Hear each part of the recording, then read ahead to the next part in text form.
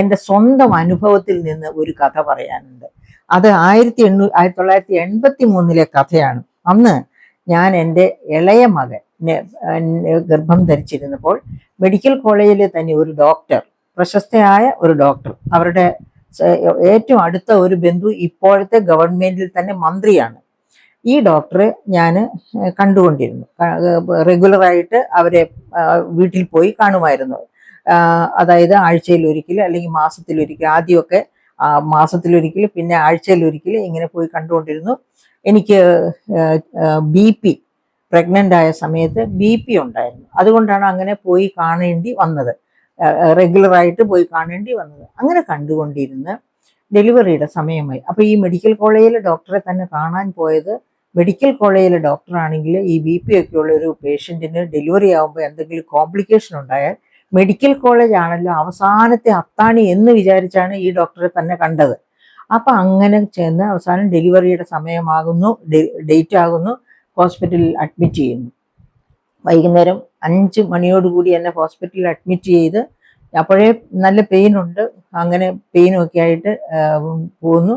രാത്രി 4 മണിയൊക്കെ ആകുമ്പോഴത്തേക്കും എനിക്ക് അതികലശലായ പെയിൻ എന്ന് വെച്ചാൽ സഹിക്കാൻ വയ്യാത്ത പെയിൻ. അത് പ്രസവിച്ച സ്ത്രീകൾക്കേ അറിയാവുള്ളൂ പെയിൻ എങ്ങനെയാണെന്ന്. അതായത് മരണത്തെ മുഖാമുഖം കാണുന്നതിന് തുല്യമാണ് ശക്തമായ വേദന എന്ന് പറഞ്ഞാൽ. അങ്ങനെ വേദന എടുത്തുകൊണ്ടിരിക്കുക മാത്രമല്ല, ഞാൻ കിടക്കുന്ന, അതായത് എൻ്റെ കുഞ്ഞിൻ്റെ തല പുറത്തേക്ക് വരാൻ തുടങ്ങുന്നു എന്ന് എനിക്ക് തന്നെ നന്നായിട്ട്, രണ്ടാമത്തെ പ്രസവമാണല്ലോ, അതുകൊണ്ട് എനിക്ക് തന്നെ മനസ്സിലാകുന്ന സമയം.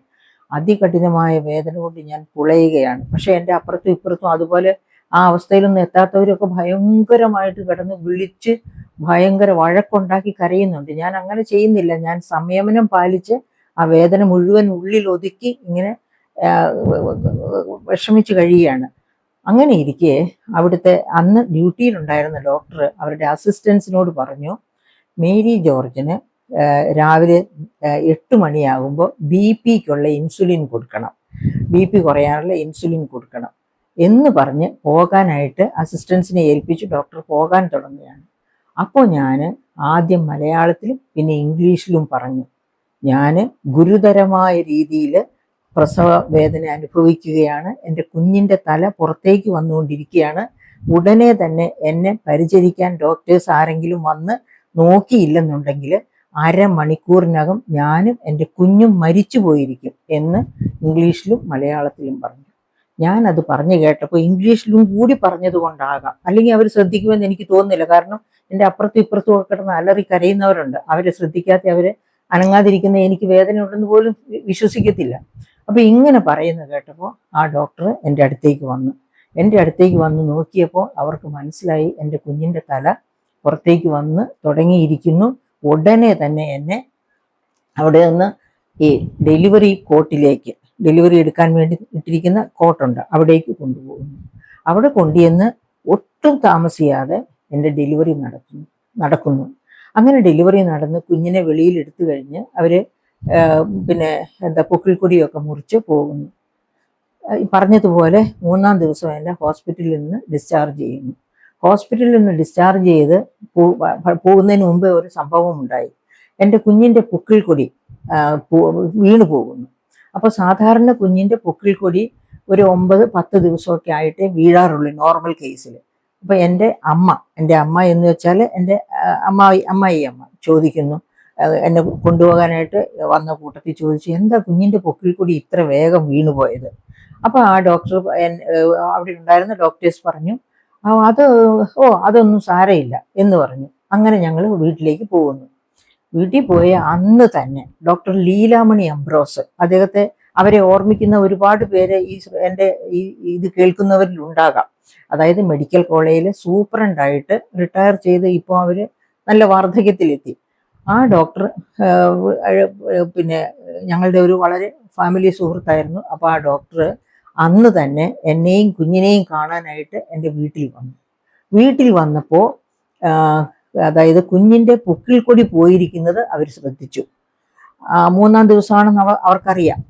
പൊക്കിൾക്കൊടി പോയിരിക്കുന്നത് ശ്രദ്ധിച്ചു. അത് മാത്രവുമല്ല, കുഞ്ഞിട്ടിരുന്ന സുതാര്യമായ വെള്ള ഉടുപ്പിൻ്റെ മുകളിൽ പൊക്കിളിൽ ഒരു തുള്ളി രക്തക്കറ കണ്ടു. ഉടനെ അവർ വിഷമത്തോടെ പറഞ്ഞു, അയ്യോ ഇപ്പം തന്നെ മെഡിക്കൽ കോളേജിൽ പോകണം, കുഞ്ഞുങ്ങളുടെ വിഭാഗത്തിലെ ICUവിൽ കുഞ്ഞിനെ അഡ്മിറ്റ് ചെയ്ത് ചികിത്സ എടുക്കണം, കുഞ്ഞിന് അണുബാധ ഉണ്ടായിട്ടുണ്ട് പൊക്കിൾക്കൊടിയിൽ എന്ന് പറഞ്ഞു. അംബ്ലിക്കൽ സെപ്സിസ് അതാണ്. അത് പെട്ടെന്ന് തന്നെ ചികിത്സിച്ചില്ലെന്നുണ്ടെങ്കിൽ അത് ബ്രെയിനിനെ ബാധിക്കും, കൊച്ചിൻ്റെ ബ്രെയിൻ ഡെവലപ്മെന്റിനെ അത് വല്ലാതെ ബാധിക്കുമെന്ന് പറഞ്ഞു.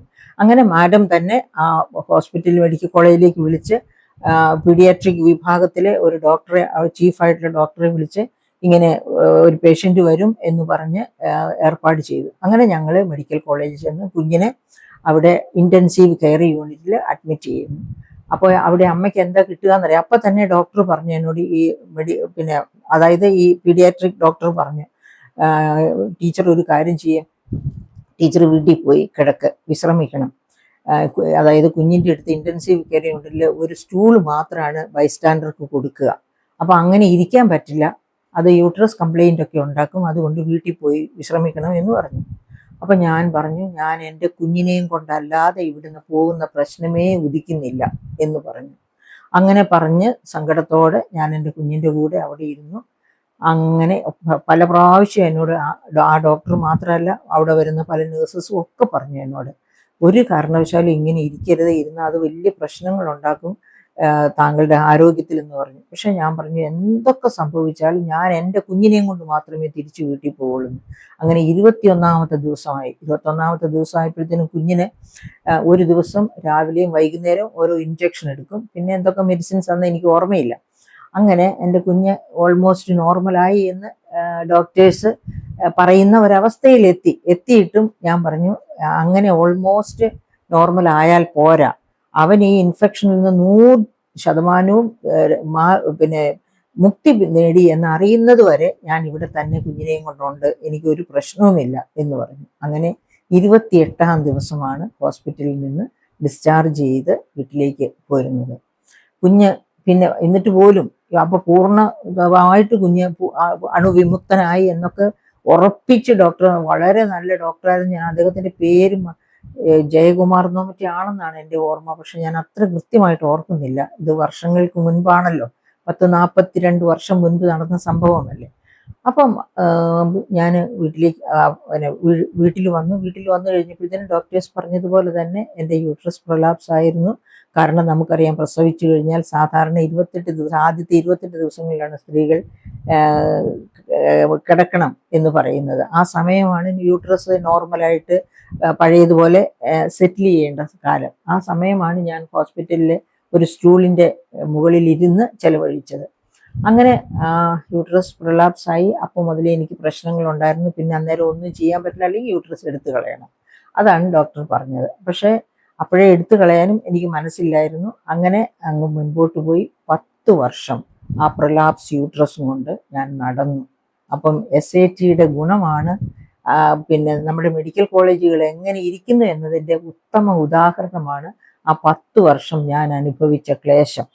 ഓർമ്മിക്കണം, ഞാനൊരു 2 കുഞ്ഞുങ്ങളുടെ അമ്മ, പാലൂട്ടുന്ന അമ്മ എന്നത് മാത്രവുമല്ല, ഞാനൊരു കുടുംബിനിയാണ്, ഞാനൊരു കോളേജ് അധ്യാപികയാണ്. അപ്പം ഈ എല്ലാ ലെവലിലും ജോലി ചെയ്തുകൊണ്ടിരിക്കുന്ന ഒരു സ്ത്രീയാണ്. എന്നിട്ടാണ് ഈ പ്രൊലാപ്സ് യൂട്രസുമായിട്ട് എനിക്ക് നടക്കേണ്ടി വന്നത്. അങ്ങനെ അവസാനം ഒരു രക്ഷയുമില്ല, ഇനി എടുത്തു മാറ്റുക തന്നെ നിവൃത്തിയുള്ളൂ എന്ന അവസ്ഥയിൽ ഞാൻ മെഡിക്കൽ കോളേജിൽ തന്നെ ഒരു മിസ്സിസ് സദാശിവൻ, അവർ വളരെ നല്ലൊരു ഡോക്ടർ, അവർ വീട്ടിൽ ചെന്ന് കാണാൻ ഒന്നും ആരെയും സമ്മതിക്കത്തില്ല. അങ്ങനെ ഞാൻ അവരെ മെഡിക്കൽ കോളേജിൽ തന്നെ ചെന്നാണ് കണ്ടത്. അവർ ഡേറ്റൊക്കെ ഫിക്സ് ചെയ്തു, പരിശോധനയൊക്കെ നടത്തിയപ്പം 10 വർഷമായിട്ടും യൂട്രസിന് ഒരു ഇൻഫെക്ഷൻ പോലും വന്നിട്ടില്ല എന്ന് ആ ഒരു അത്ഭുതത്തോടെ എങ്ങനെ ഇങ്ങനെ കാത്തു സൂക്ഷിക്കാൻ പറ്റി എന്ന് എന്നോട് ചോദിച്ചു.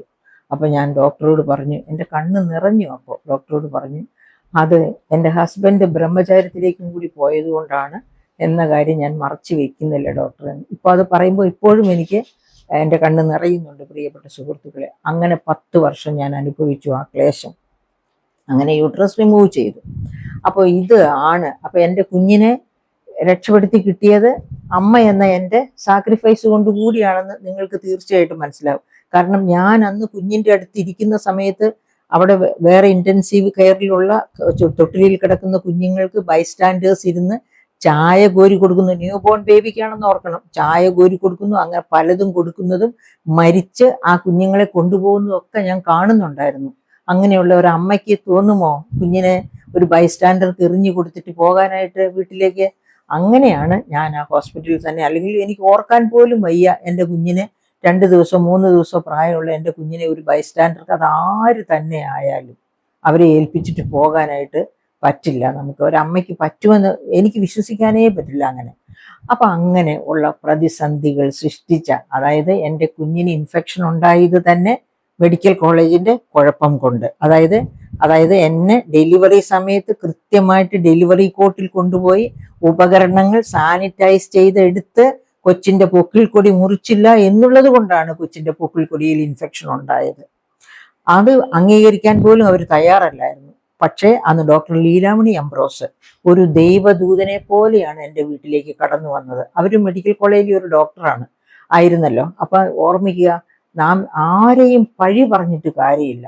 പണത്തോടുള്ള കൊതി കൊണ്ടാണ് ഡോക്ടേഴ്സ് പലപ്പോഴും ഈ പ്രൈവറ്റ് പ്രാക്ടീസിന് പോവുകയും പണം കൊടുക്കുന്നവരെ പോലും ഉപേക്ഷിക്കുകയും ചെയ്യും. ഞാൻ പൈസ കൊടുത്ത് കണ്ടുകൊണ്ടിരുന്ന ഡോക്ടറാണ് തിരിഞ്ഞു നോക്കാതിരുന്നത്. അവരുടെ അസിസ്റ്റന്റിനെ അവർ ഏർപ്പാട് ചെയ്തു എൻ്റെ ഡെലിവറി നോക്കാനായിട്ട്.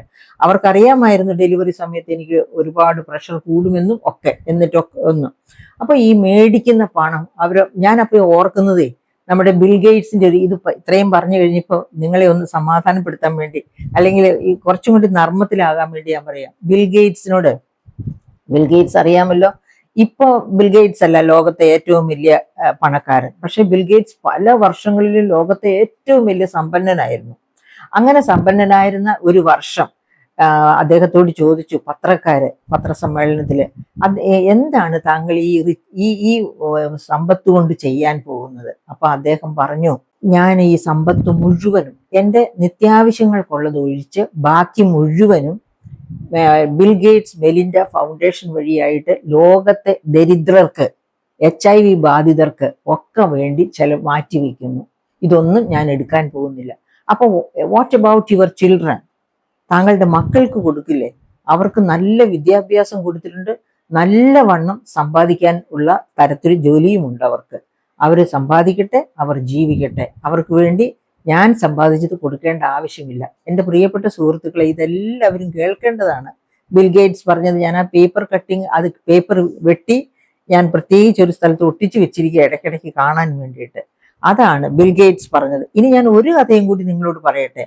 അത് അമർത്യ സെന്നിന്റെ ആർഗ്യുമെന്റേറ്റീവ് ഇന്ത്യൻ എന്ന ഗ്രന്ഥത്തിലാണ്.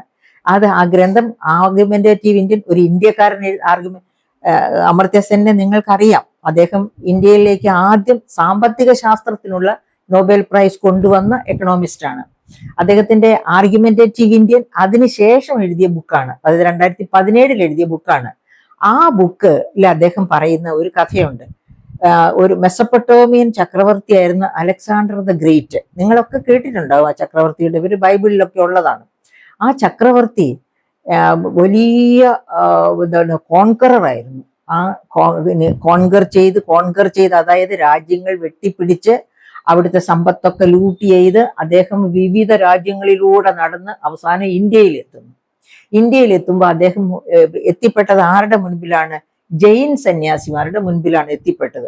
അപ്പൊ ഏത് രാജ്യത്ത് ചെന്നാലും എല്ലാവരും അദ്ദേഹത്തെ കണ്ട് അലക്സാണ്ടർ ദ ഗ്രേറ്റ് ഇപ്പൊ എല്ലാം പിടിച്ചു കെട്ടും എന്നൊക്കെ വിചാരിച്ച എല്ലാ രാജാക്കന്മാരും അവരുടെ എല്ലാ സന്നാഹങ്ങളുമായിട്ട് ഇദ്ദേഹത്തെ ഒന്നുകിൽ വരവേൽക്കും അല്ലെങ്കിൽ എതിർക്കും. ഇതൊക്കെ ചെയ്യുന്ന സ്ഥാനത്ത് ഈ ജൈൻ സന്യാസിമാര് നിർനിമേഷരായിട്ട് നോക്കി നിൽക്കുകയാണ് ഇദ്ദേഹത്തെ കണ്ടപ്പോൾ.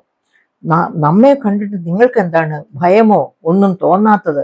നിങ്ങൾ ഇങ്ങനെ നിർനിമേഷരായിട്ട് നിൽക്കുന്നത് എന്ത്? അദ്ദേഹം ചോദിച്ചു. അപ്പൊ അതിലെ ഒരു സന്യാസി തിരിച്ചു ചോദിച്ചു, ഞങ്ങളും നിങ്ങളും തമ്മിൽ എന്ത് വ്യത്യാസം? നിങ്ങൾ പുറപ്പെട്ട നിങ്ങളുടെ ജന്മനാട്ടിൽ നിന്ന് രക്തം ചൊരിഞ്ഞ് വലിയ പ്രശ്നങ്ങളും ഒക്കെ ഉണ്ടാക്കി ക്രൂരതയുടെ എല്ലാ തരത്തിലുള്ള വിത്തുകളും പാകി മുൻപോട്ട് വരുന്നു. നിങ്ങൾ ഒരുപാട് സമ്പത്തെല്ലാം കൊള്ളയടിക്കുന്നു, ജനങ്ങളെ കൊന്നൊടുക്കുന്നു. അങ്ങനെയാണ് ഇവിടം വരെ എത്തിയത്.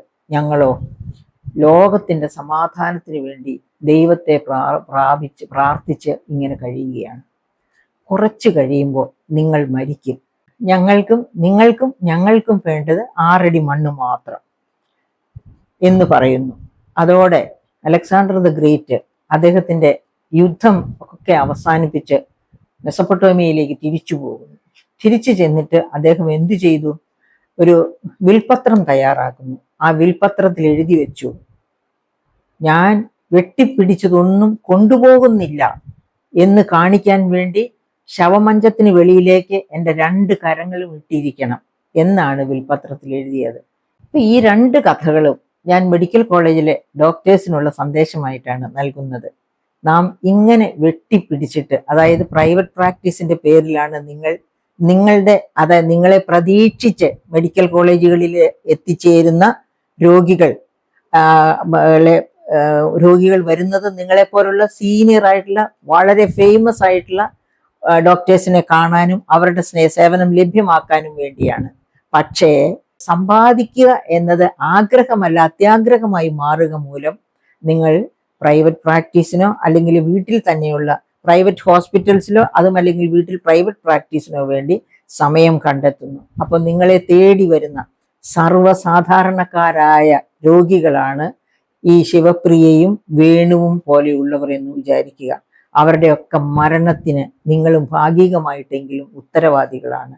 അപ്പോൾ ഈ സിസ്റ്റം വെന്റിലേറ്ററിലാണെങ്കിൽ അതിനെ വെന്റിലേറ്ററിലേക്ക് കയറ്റി വിടുന്ന ഒരുപാട് ഡോക്ടർമാർ ഇതിനകത്ത് പ്രവർത്തിക്കുന്നുണ്ട് എന്നുള്ളത് തീർച്ചയാണ്. അതുപോലെ തന്നെ മറ്റൊരു കാര്യമാണ്, ഡോക്ടേഴ്സ് അവർ ചെയ്യുന്ന സേവനത്തിനനുസരിച്ച് അവർക്ക് വലിയ പ്രതിഫലം നൽകണം. ആ പ്രതിഫലം കുറഞ്ഞു പോകുന്നത് കൊണ്ടുകൂടിയാണ് പുറത്തുനിന്ന് സ്വകാര്യ പ്രാക്ടീസൊക്കെ നടത്തി പണം ഉണ്ടാക്കാനുള്ള ത്വര അവരിൽ രൂഢമൂലമാകുന്നത്. അപ്പൊ ഗവൺമെന്റിന്റെ ഭാഗത്തു നിന്നും ശ്രദ്ധയുണ്ടാകണം. ജനങ്ങൾക്ക് വേണ്ടി, സാധാരണ ജനങ്ങൾക്ക് വേണ്ടിയാണ് മെഡിക്കൽ സിസ്റ്റം പ്രവർത്തിക്കുന്നത് എങ്കിൽ ആ മെഡിക്കൽ സിസ്റ്റത്തെ സാധാരണക്കാർക്ക് വേണ്ടി ആക്കി മാറ്റുക അത് സർക്കാരിന്റെ ഉത്തരവാദിത്തമാണ്.